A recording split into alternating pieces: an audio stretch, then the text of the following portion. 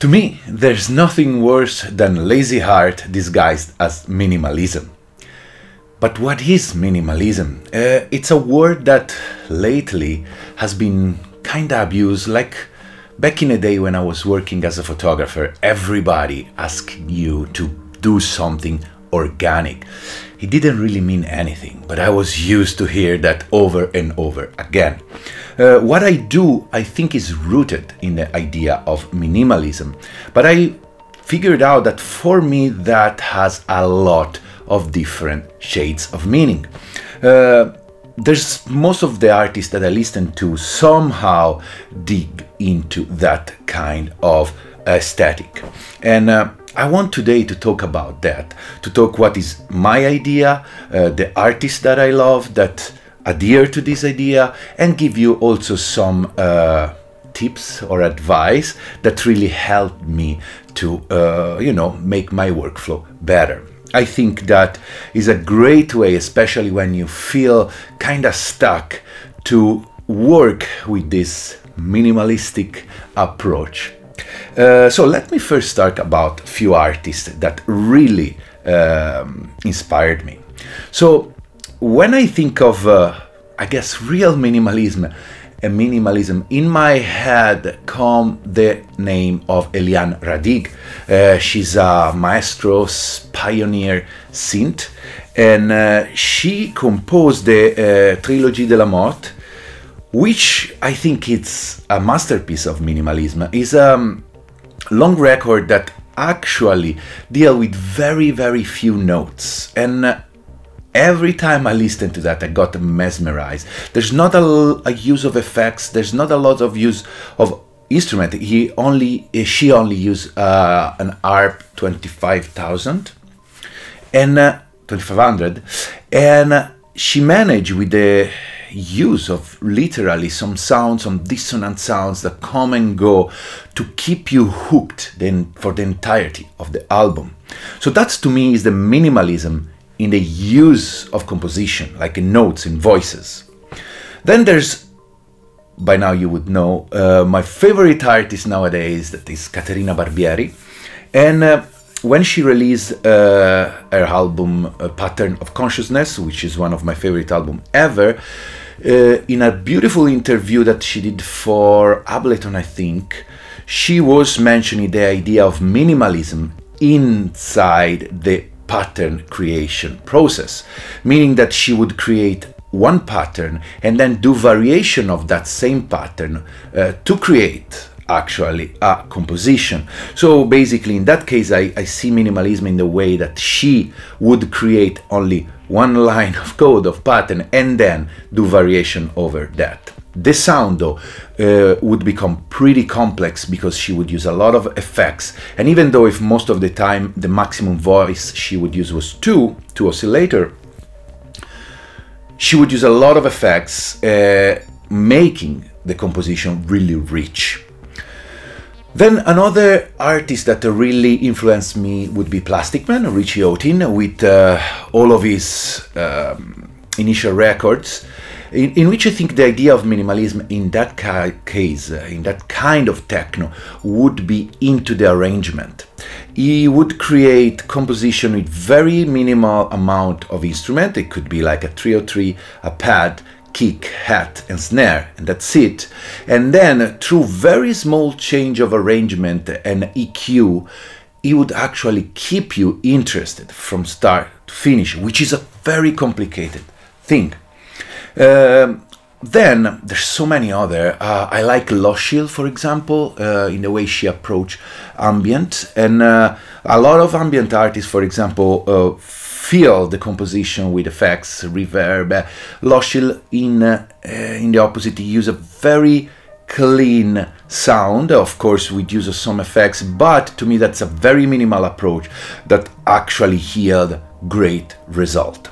So just to give you an idea, and what is my idea of minimalism, because I take here and there until I get to a point where I know what I like and what it's for me minimalism. To me minimalism is a deal you strike with yourself. You shake your own hand and you say, I'm gonna use the least amount of tools necessary to create something valuable.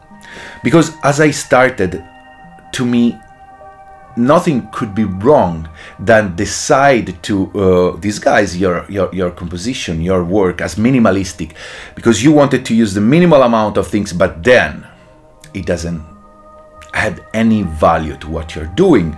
And that, I think, it is laziness. It's like when you decide, okay, I'm not gonna add anything else, but you didn't reach to a point where you are saying something, then you should kind of change.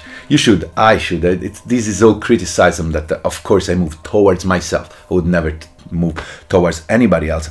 So again, I deal with myself. I decide I'm gonna use the minimal amount of tools necessary to get something valuable. Now, who decide if that is valuable or not? Because that is the point. If I let others decide, it's gonna be a mess. I think in the end, the only person that will decide if something is valuable or not, it's just yourself. And that is the real tricky thing, because it takes time to reach to a point in which you are confident enough in what you're doing to actually decide this has value. But you cannot let other people decide if what you're doing is valuable. So yeah, it sounds like we would say in Italy, il cane che si morde la coda, a dog that bites his own tail. And it might not make a lot of sense to you, but this is some realization that came out to me. It's like the moment that you can be so critical, constructively with yourself to decide when something has value, it's the moment when you start creating something valuable.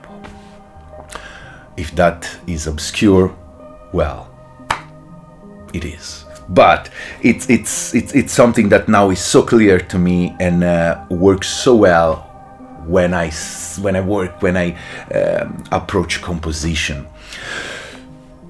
This take time. Take effort. Take knowledge on what you are using and how you want to use it to create something good. And there's honestly moment when you create stuff and initially you might think, this is amazing, this is me, because that's the thing, I want to talk about me and not as an ego perspective. I want to tell a story from my perspective, with my own voice. I want to create my own style, and then you release it and it's a big fiasco, and that happens continuously. And of course you might think this sucks, or maybe you have your own personal voice that only resonates with a very few people, and that's fine. You cannot, I mean, I'm not here to do pop music, I'm not here to please to the big audience. I have a very niche thing and I am satisfied with that. So that's another advice. Try to find what's your niche or what's your audience and be happy with that. Don't try to go too much broader, because it can be hard. Or try it later on or whatever. Don't listen to me. Okay, that said, I want to tell you why, to me, working with minimalism in a minimalistic, I will learn how to say this word sooner or later, minimalistic way is good. I have like few points which I'm reading down below there. So one, it lets you focus. Whenever I play with many things in front of me, I always get frustrated. There's so many things that you have to control, so many things you have to think about, so you can't really focus on what you are doing fully.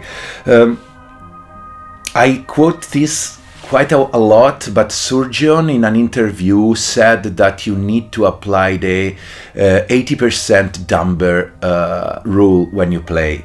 It's like when you play live, you are 80% dumber or something like that, which really resonated with me. I was like, that's actually how it is. So think of yourself as dumber when you play. So simplify what you have, use a minimalistic approach, and then you will be able to create better things and focus.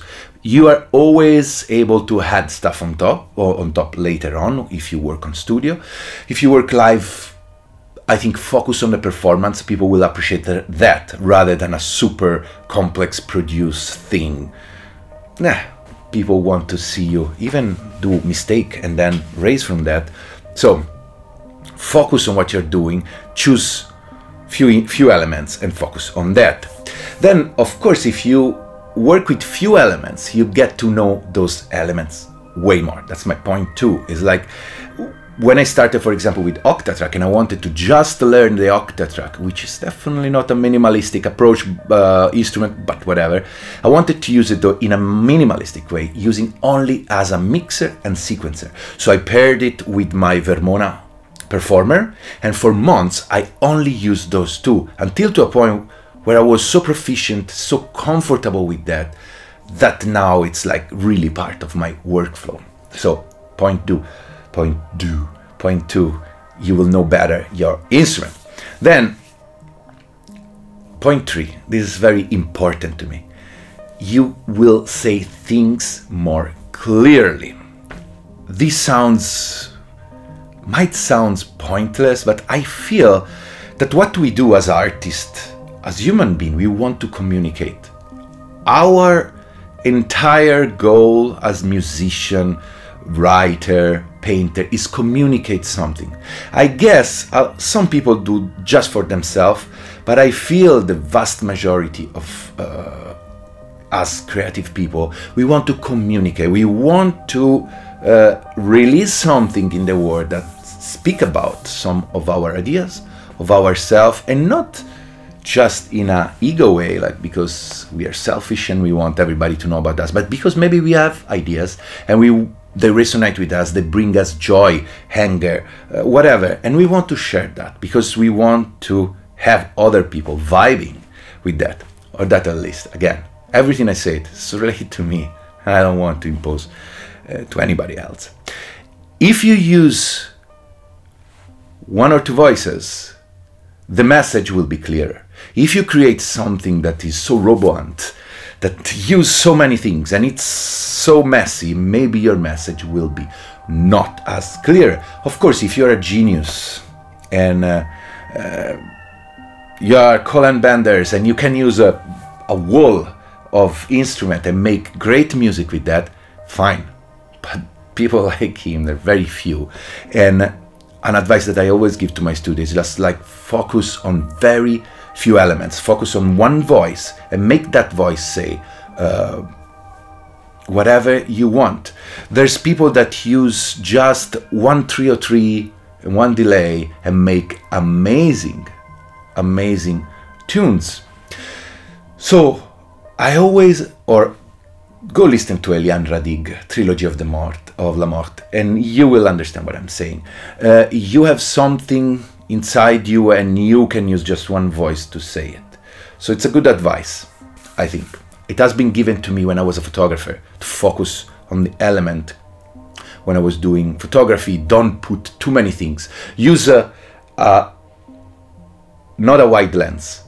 Using wide lens in photography is the hardest because you put so many elements together that to make you focus on something, it will need a lot of mastery. Instead, try to limit the field of view and make people focus on what you want to say. You can do that with music using one instrument. Then, point four, you can create different workflow.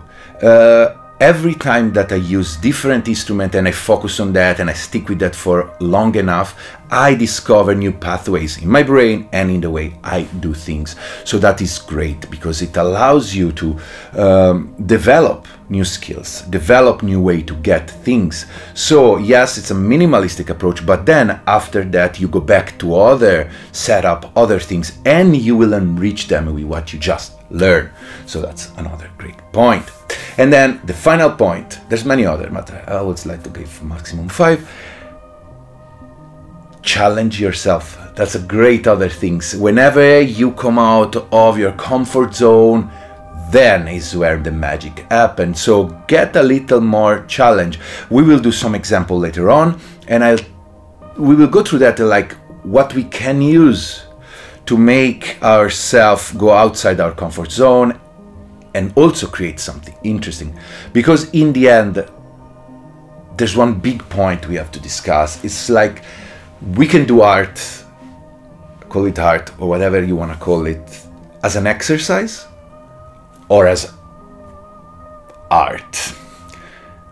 If you take some two instruments and you play with that, it doesn't mean that then you have to publish what you did. And that's a big point that I have issue right now in the modern world. When I grew up as a photographer, my teachers were always telling me, never put out in the world anything that you are not proud. Release things only when you feel they are ready. They are saying something clearly, they are polished enough. That doesn't mean they have to be perfect. But whatever you put out, it's a part of you and you are saying something with that. So that is the main thing. Work on your thing, on your skill, on your craft until you are comfortable to put that out and being that output the mirror of yourself. I feel that nowadays there's a lot of people that just release constantly, and I honestly don't really recommend that, because it's an ocean of output right now, our society, and there's no point and there's no use of anything that come just floating down without any meaning. Try to put out things that has meaning, and then again, who decide the meaning, who decide the value? That's you. That's you. And if you will manage to refine your taste and your criticism over yourself, then it's when you start to succeed. So the challenge here, it's just towards yourself. I feel that people will realize when you're putting out great stuff, because that is the moment when you overcome yourself and you are finally criticized you enough to get above your criticism and make something valuable. Wow, maybe I'll become a philosopher sooner or later. But let's go on the mixer there, and I want to show you how far can you go with a kick, a bass sound, and then we'll cheat a little and we'll use a pad or something similar. So I will give you a few other ideas that I wrote here, another like 5 tips on how you can use minimalism in your daily routine, practice, workflow, whatever it is. Okay, let's move there. Okay, so now we are on the desk. Whenever I give you this example, lately I'm using this amazing Zahl Am1, but everything I say can be remade in any DAW, using even software synth. The only things I would advise you to have, let me find it, it's something like this.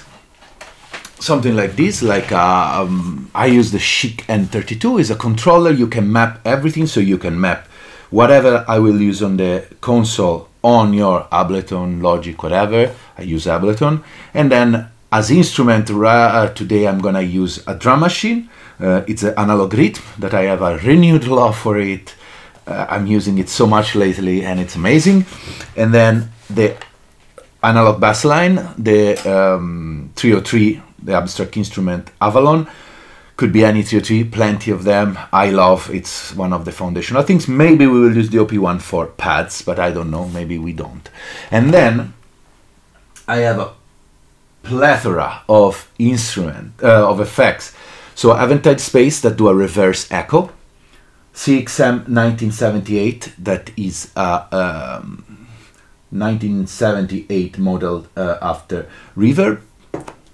Benidub Echo, these 3 are hardwired on my desk, as the Chorus Echo FX3 hardwired on channel 7, and on channel 8 there's the Benidub Echo, then the Eventide H3000 on the send and return 2, and then what else? I think that's it. There's the Space Echo also here on channel 1, return 1. So yes, a lot of stuff, a lot of effects. I'd say I'm not minimalist person when we talk about effects. I love effects, and I think that are the foundational part of my music.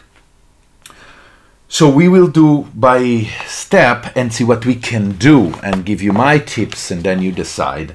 Again, this is all replicable in a DAW with very little amount of money. A lot of people told me lately, oh, you have so much, doesn't really matter. I can do the same using all internal instrument in Ableton. So yeah, you'll be fine. 5 tips, let's start with it. So first one, pick 2 instruments and 1 effects. I would say in this case we do the kick with some minimal percussion things, so rhythm, 2 or 3, 1 effects, Benidub Echo. So I prepare something already, otherwise it would be excruciating, and I want you to listen what I would do with that. So, clean thing. Let me remove all the effects so everything is clear.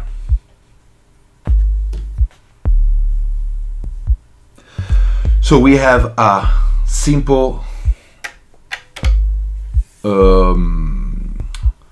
kick line and 3 notes on the abstract instrument. This, I like it already, but how can we make it more interesting? Dub delay.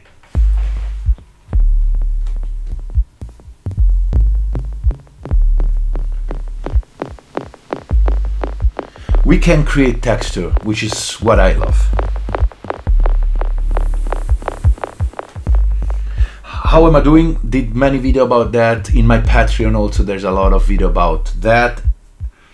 Besides, I forgot to say before, if you want to support me, you like what I'm doing, please consider to help me becoming a subscriber on Patreon. Is the best way you can let me keep doing this kind of video for free.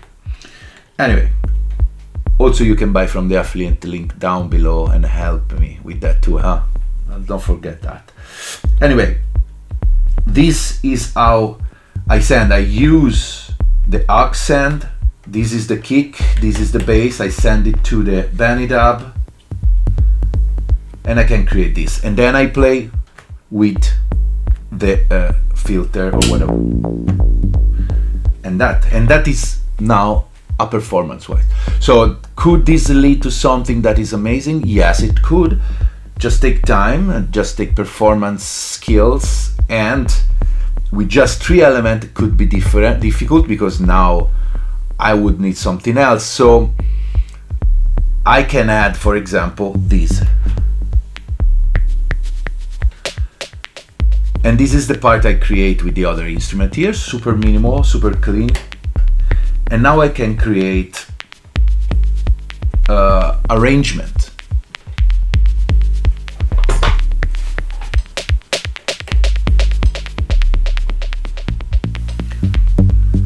Now another tip, like you have just these 2 instruments, add effects. That's another, like, focus on effects and texture. When your composition is super minimal, then maybe the effects is where you wanna go to make it more interesting. So let's bring in all the other things I have. CXM, beautiful. And now I have, with my accent, more way to play. Let me check if everything is recording properly.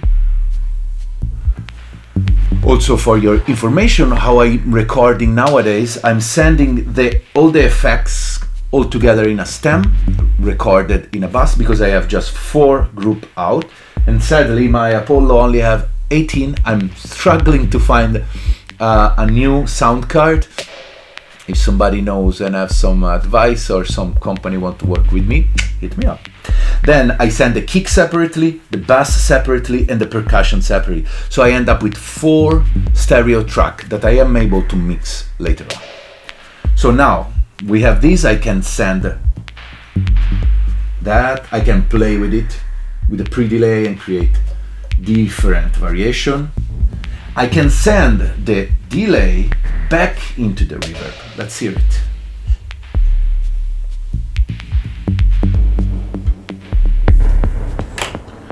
This is just the Benidub that I can play with.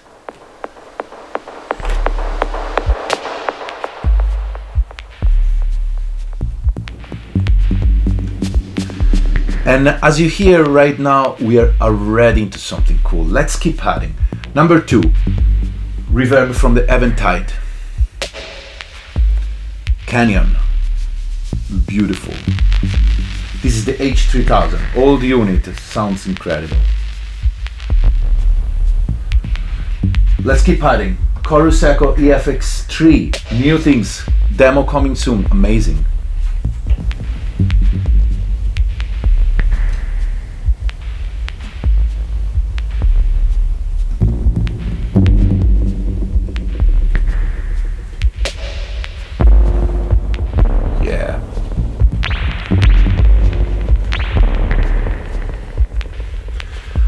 Then what we have, the last things, the reverse reverb from the space here. So we started from very few sound, we are already in a very texture heaven place. I love it. So I told you, focus on the few instruments, focus on the effects, texture, focus on rhythm, like had these particular things that could be very minimal, but had a lot. And rhythm is made not only by the instrument itself, but it's made by the use of effects. For example, let's take just the kick. Very simple, but I can add rhythm with Benidub.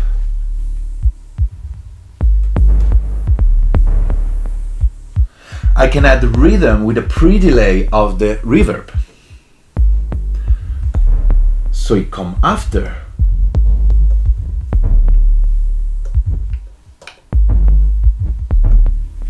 I can add rhythm with the echo.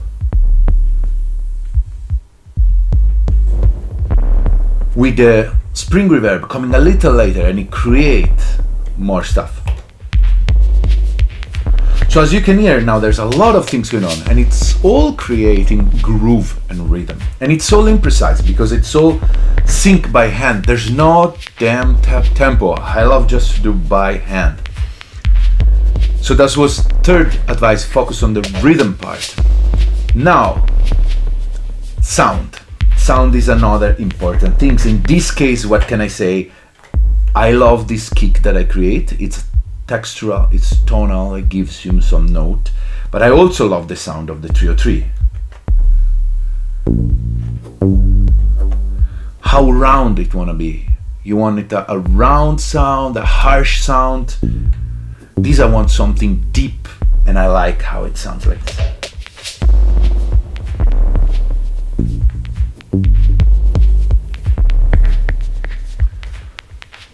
Everything is so nice to me right now. Last tip, melody. Focus on melody. So right now there's not a lot of melody going on. It's everything very simple. But let's change, for example, let's change pattern and let's get this one. No. H3. And this one. And let's hear it.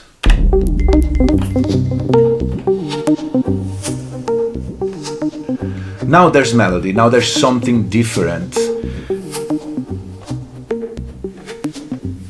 And now I can play with the melody and create something that says something different than before. Time change, so I have to sync this again. This is not up tempo, so it's pretty hands-on. You need to find the right.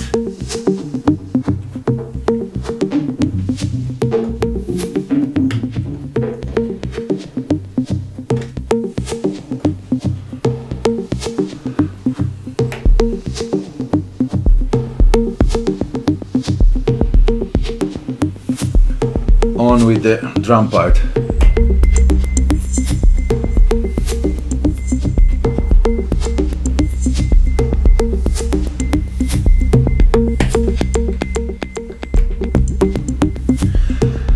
And that's it. Now you have everything to play. So what's really happening here is just I won't even use the OP1. I could add a pad and that would add a lot of nice texture to it. But with just few sounds, and literally even in the rhythm I use 2 or 3 sounds, you are able to create universes. And that's what music is to me, creating some space, something that is not here. And that's it. So this was my 5 tips when you approach minimalism. Again, pick just 2 instruments and 1 effects to start, to get used to them, then add more effect, then focus on the rhythm that this effect can create, then work on the sound of it. Figure, do you want to be where you want to be, where you want to bring your audience, and finally works on the melody. Doesn't really, could be atonal actually, but sometimes it's nice to work on the melody, so that the 5-to-1 melody, it's like whatever, use it or not. But the other 4 elements, it's my way of my workflow. Pick the instrument, work on the effects, work on the texture, work on the rhythm, on the groove, and make a world, make a universe, bring people somewhere else. Hey. Anyway, thanks for watching. I hope this was interesting. I really enjoy shooting this video. It's like a lot of myself in it. And as usual, if you have any question, hit me up. Again, I forgot to mention at the beginning, and it's very important for me, I do everything I can and keep putting things on YouTube for free. But of course I have to survive too, and my way of surviving is through your support. And if you can help me by buying my music, by buying from the affiliate link, which costs absolutely 0 to you, if you help by signing up for my Patreon, that's really appreciated, and I will be always able then to reply to you, to help you out if I can. Whatever I can do for you, I will do it. Maybe not, whatever. And anyway, I'll see you next week. Ciao and thank you.